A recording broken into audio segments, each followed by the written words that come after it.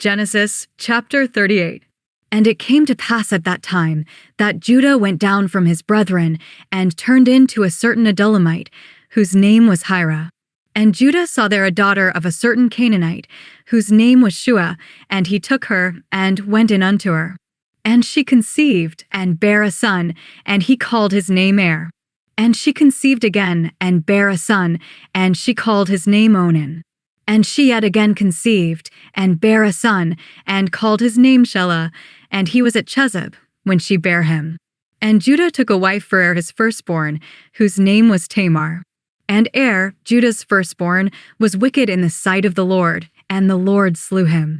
And Judah said unto Onan, Go in unto thy brother's wife, and marry her, and raise up seed to thy brother. And Onan knew that the seed should not be his, and it came to pass, when he went in unto his brother's wife, that he spilled it on the ground, lest that he should give seed to his brother. And the thing which he did displeased the Lord, wherefore he slew him also.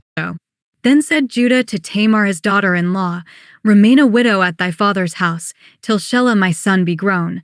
For he said, Lest peradventure he die also, as his brethren did. And Tamar went and dwelt in her father's house. And in process of time the daughter of Shuah Judah's wife died, and Judah was comforted, and went up unto his sheepshearers to Timnath, he and his friend Hirah the Adullamite. And it was told Tamar, saying, Behold, thy father-in-law goeth up to Timnath to shear his sheep. And she put her widow's garments off from her, and covered her with a veil, and wrapped herself, and sat in an open place, which is by the way to Timnath, for she saw that Shelah was grown, and she was not given unto him to wife. When Judah saw her, he thought her to be an harlot, because she had covered her face. And he turned unto her by the way, and said, Go to, I pray thee, let me come in unto thee, for he knew not that she was his daughter-in-law. And she said, What wilt thou give me, that thou mayest come in unto me? And he said, I will send thee a kid from the flock. And she said, Wilt thou give me a pledge till thou send it? And he said, What pledge shall I give thee? And she said, Thy signet, and thy bracelets, and thy staff that is in thine hand. And he gave it her, and came in unto her, and she conceived by him. And she arose, and went away, and laid by her veil from her, and put on the garments of her widowhood. And Judah sent the kid by the hand of his friend the Adullamite, to receive his pledge from the woman's hand, but he found her not. Then he asked the men of that place, saying, Where is the harlot that was openly by the wayside? And they said, There was no harlot in this place. And he returned to Judah and said, I cannot find her. And also the men of the place said that there was no harlot in this place. And Judah said, Let her take it to her, lest we be shamed. Behold, I sent this kid, and thou hast not found her. And it came to pass about 3 months after that it was told Judah, saying, Tamar thy daughter-in-law hath played the harlot, and also, behold, she is with child by whoredom. And Judah said, Bring her forth, and let her be burnt. When she was brought forth, she sent to her father-in-law, saying, By the man, whose these are, am I with child? And she said, Discern, I pray thee, whose are these, the signet and bracelets and staff.